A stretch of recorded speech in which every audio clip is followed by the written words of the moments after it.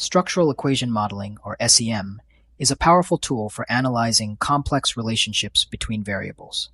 But what if you're using cross-sectional data? SEM plus cross-sectional data, does it make sense? Yes, it makes sense. SEM, or path analysis with cross-sectional data, is commonly used to test theoretical models of causal relationships. You can assess whether your hypothesized model fits the data and explore plausible pathways.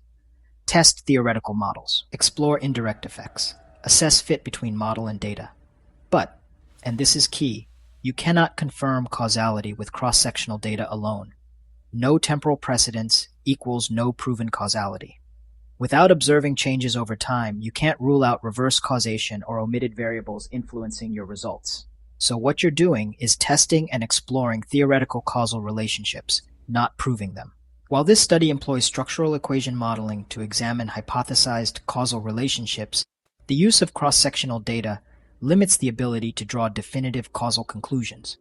The findings should be interpreted as supporting the plausibility of the proposed model rather than confirming causality.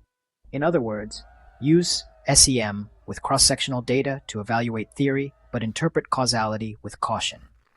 SEM is a tool for theory testing, not causality confirmation.